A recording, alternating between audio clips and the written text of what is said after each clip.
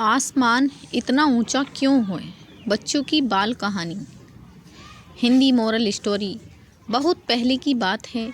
आज के मुकाबले आकाश काफ़ी कम ऊंचाई पर हुआ करता था। इतना कम कि यदि आप एक स्टूल पर खड़े होकर अपने हाथों को ऊपर उठाते हैं तो आप आकाश को आसानी से छू सकते हैं। उस समय दूर क्षितिज पर एक गांव था। उस गांव में पुआल और मिट्टी का बना हुआ एक कच्चा घर था। उसमें एक मुड़ी हुई झुकी हुई कमर वाली बूढ़ी औरत रहती थी। यह मुड़ी हुई बूढ़ी औरत उस गांव की सबसे बुजुर्ग महिला थी, जो शायद दुनिया की सबसे बुजुर्ग महिला थी। वह इतनी बूढ़ी हो गई थी कि उसे अब किसी भी तरह से याद नहीं रहा कि उसकी उम्र कितनी है। वह अपनी छोटी मिट्टी की झोपड़ी में अकेली रहती थी, क्योंकि उसके पास न तो कोई दोस्त था और न ही परिवार। इस बंजर भूमि में बचा था। अब उसके पास कोई भी बात करने के लिए नहीं था। हर रोज़ उसका एक ही काम था कि रोज़ सुबह उठते ही वह अपनी कुटिया का गोल गोल चक्कर लगाएगी। पहले इस कोने को साफ़ करेगी, अब वहाँ धूल उड़ाएगी, अब इस तल को थोड़ा सा साफ़ कर लेगी, अब उसको साफ़ कर देगी। यानी झुकी हुई बूढ़ी औरत ने अपनी छोटी सी मिट्टी की झोपड़ी पर झाड़ू लगाने और झाड़ने के अलावा और कुछ नहीं सोचा। एक बार गर्मियों में भूमि पूरी तरह सूख गई थी।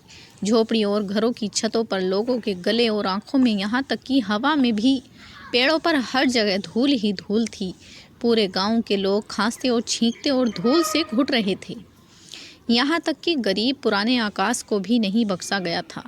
यह जमीन के इतने करीब था कि हवा की हल्की सी मार उसे उखाड़ी गई जमीन से उठने वाली धूल के साथ खांसी कर देती। मुड़ी हुई बूढ़ी औरत की झोपड़ी भी धूल से ढकी थी। बूढ़ी औरत ने झाड़ू उठाया और अपनी छोटी झोपड़ी का जायजा लेने लगी। वह अपनी झोपड़ी के अंदर गई, फिर झोपड़ी के बाहर आ गई, फिर धूल साफ करने के लिए जोरदार झपट्टे के साथ झाड़ू चलाने लगी। तभी भूरे बादलों में उसके चारों ओर धूल उठी। जितना अधिक वह झाड़ू लगाती, उतनी ही धूल पृथ्वी से उठती। बेचारा आकाश उस सारी धूल से खांसने लगा जो बूढ़ी औरत अपनी झाड़ू से उड़ा रही थी। धूल आसमान के गले में घुस गई और उसकी नाक पर गुदगुदी हुई, और जिससे वह छींकने लगा। एक बहुत बड़ा छींक जिसने दुनिया को अपनी गड़गड़ाहट से हिला दिया। लोगों ने अपने सिर ढक लिए और घर के अंदर भाग गए, लेकिन मुड़ी हुई बूढ़ी औरत ने मुश्किल से देखा। वह अपनी झाड़ू के साथ लगातार झाड़ू लगाती रही। आसमान फिर से छलनी हो गया। धूल उसके लिए असहनीय हो रही थी। यह उसकी आंखों में समा गई और उन्हें पानी पानी कर दिया, जिससे बारिश की बड़ी भारी बूंदें नीचे सूखी धूल में गिरने लगीं। झुकी हुई बूढ़ी औरत ने मुश्किल से देखा। आखिरकार एक बड़ी छींटाकाशी हुई बारिश ठीक उस पेच पर गिर गई जो की तरफ देखा अभी झेला से बारिश की फुहारे को झुकी हुई बूढ़ी औरत ने एक और पानी की बूंद गिरी और उसके बाद एक और लगातार। झुकी हुई बूढ़ी औरत ने आकाश को कोसा। यह उस बूढ़ी औरत को सहन करने से ज़्यादा था। वह अपनी झुकी हुई पीठ के साथ जितनी सीधी हो सकती थी उतनी ही सीधी खड़ी हो गई और बारिश को रोकने के लिए आकाश में अपनी मुट्ठी हिला दी। उसने आकाश को श्राप दिया और उसे धमकाया, लेकिन बेचारा बूढ़ा आकाश बारिश को रोक नहीं सका। उसकी आंखें अभी भी पूरी तरह से धूल से भरी हुई थीं। अंत में झुकी हुई बूढ़ी औरत इतनी गुस्से में थी कि उसने अपनी झाड़ू उठाई और जोरदार वार करते हुए उसे आकाश की ओर फेंक दिया। वह बूढ़ी औरत बार बार अपनी झाड़ू से आसमान पर वार करती रही।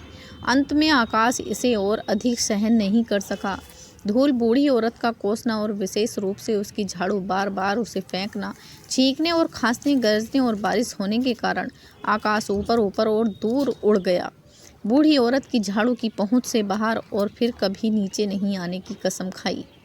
और इसलिए आकाश इतना ऊंचा है, यहाँ तक कि क्षितिज पर, जहाँ यह पृथ्वी को छूता हुआ प्रतीत होता है, जबकि वास्तव में ऐसा नहीं है। धन्यवाद दोस्तों। आपको छोटे बच्चों की कहानी हिंदी में कैसी लगी, हमें लाइक और हमारे चैनल को प्लीज़ सब्सक्राइब ज़रूर करना और आगे भी हमारे दोस्तों में शेयर करना। धन्यवाद।